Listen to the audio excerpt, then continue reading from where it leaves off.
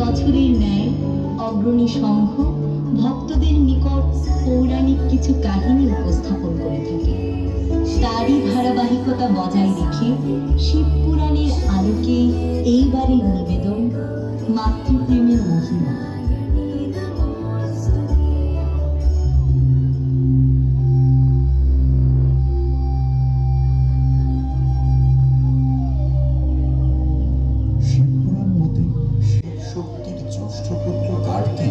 স্বর্গগমনের পর সংসারের উদাসীন মহাদেবকে দেখে মা পার্বতী সিদ্ধান্ত নিলেন মহাদেবের একনিষ্ঠ নন্দীর মতো নিজ শক্তি দিয়ে বুদ্ধিমান এক বালকের জন্ম দিলেন। লীলাময়ী পার্বতী অন্তরের সমস্ত লালিত্য মমতা উজাড় করে মনের মাধুরী মিশিয়ে পরম যত্নে এক হৃষ্টপুষ্ট লাবণ্যময় বালকের অবয়ব করতে আরম্ভ করলেন।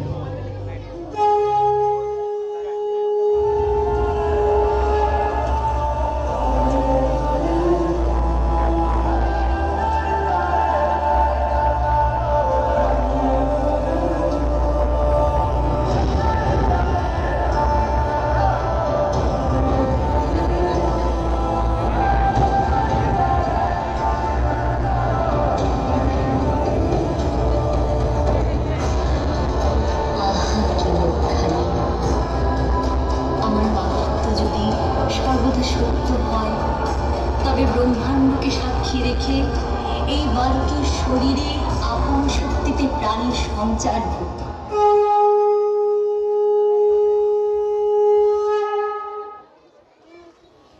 মাতা, কল্যাণ হোক পুত্র। তোমার আগমনে এই ভুবনে সমস্ত মঙ্গল ধ্বনিতে মুখরিত। তাই তুমি হবে মঙ্গল মূর্তি। আমার কৃপায় তোমার দ্বারা ঘটবে সর্ববিঘ্নের অবসান। তাই তোমার নাম হবে বিনায়ক। তুমি হবে আমার একনিষ্ঠ ও আজ্ঞাবাহক। প্রণাম মাতা। পুত্র বিনায়ক, আমি স্নান কক্ষে যাচ্ছি। তুমি আমার দ্বার রক্ষা করবে। কেউ যেন এই দ্বারের ভিতরে প্রবেশ করতে না পারে, এটা আমার আদেশ। যথা আজ্ঞা মাতা।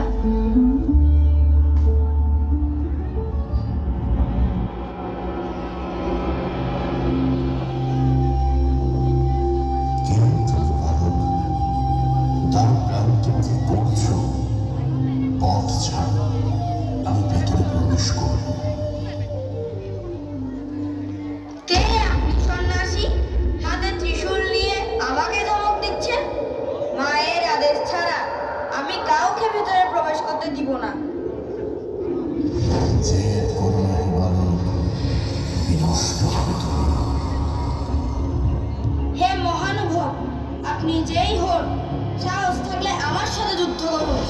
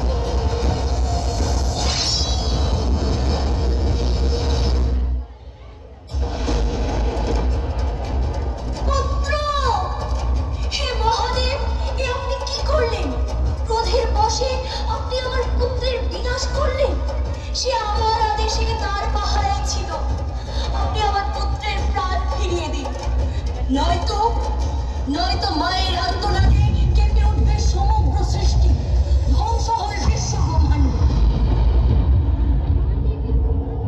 শান্ত হও পার্বতী।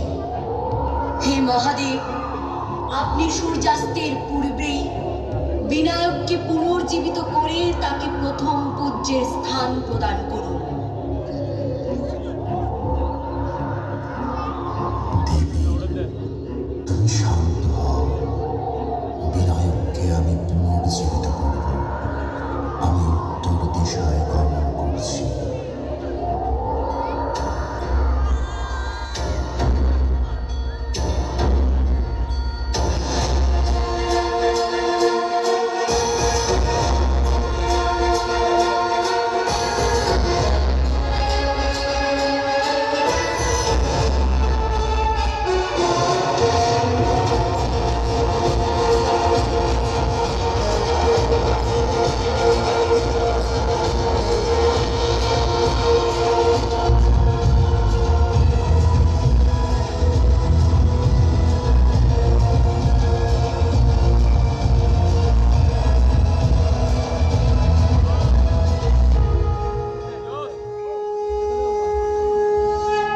মাতা,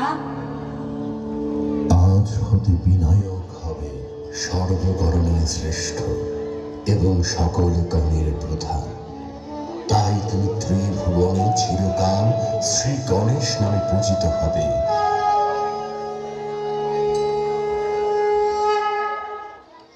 এভাবে জগৎ জননীর প্রতিটি সন্তানের প্রতি স্নেহময়ী রূপে অশুভ শক্তির বিনাশে রুদ্ররূপিণী সংহারিণী হয়ে যুগে যুগে আবির্ভূত হন।